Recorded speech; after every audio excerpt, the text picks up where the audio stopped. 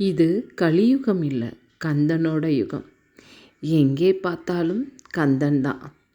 அரோகரா அரோகரா, முருகனுக்கு அரோகரா. முருகா முருகா முருகான்னு சொன்னாலே எல்லா கடவுளையும் கூப்பிட்டதுக்கு சமம். அவன் முருகன் அழகன். அழகன் முருகனிடம் ஆசை வைத்தேன், அவன் ஆலயத்தில் அன்பு மலர் பூசை வைத்தேன். முருகா முருகான்னு சொன்னா உருகாதவர் உண்டா?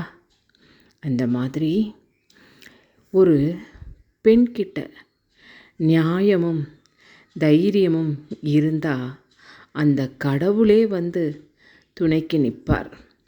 வேற யார் துணைக்கு நிற்கணும்? மனுஷால் துணையெல்லாம் எந்த காலத்துக்கும் எடுபடாது. தெய்வம் கூப்பிட்ட குரலுக்கு ஓடி வரும். கந்தா, முருகா, கடம்பா, கார்த்திகேயா, எவ்வளவு சொல்லிக்கிட்டே போகலாம். அவருடைய நாமங்களை சொல்லிகிட்டே போகலாம். அவரின்றி ஓர் அணுவும் அசையாது. முருகான்னு சொல்லி கூப்பிட்ட குரலுக்கு ஓடி வருவார். யாம் இருக்க பயமேன் என்று சொல்லியிருக்கார். பார்ப்போம், போய்கொண்டே இருப்போம்.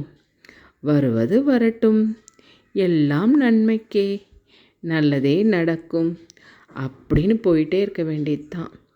யாருக்கிட்ட சொன்னாலும் நம்ம குறை தீருமா?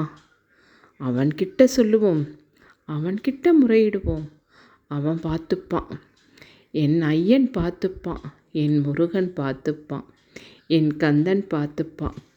அப்படி நமக்கு எந்த பெயர் இஷ்டமோ அப்படி சொல்லி கூப்பிட்ட குரலுக்கு வருவான், முருகன் வருவான். நம்ம தனிச்சு போவோம்னு நினச்சிட்ருப்போம். ஆனால் அப்படி இல்லை. அவன் வருவான். இடப்பக்கமும் வலப்பக்கமும் முன்னாடியும் பின்னாடியும் வருவான். நம்ம பாருங்கள், நினச்சி ஒன்று போய்கிட்டே இருந்தோம்னா ஏதாவது ஒரு காரோ ஏதாவது ஒரு வண்டியோ நம்மளுக்கு முன்னாடி போகும். அப்போது வேலோ மயிலோ முருகனோ முருகா என்ற நாமமோ நமக்கு முன்னாடி போகும். அதுதான் கடவுள்.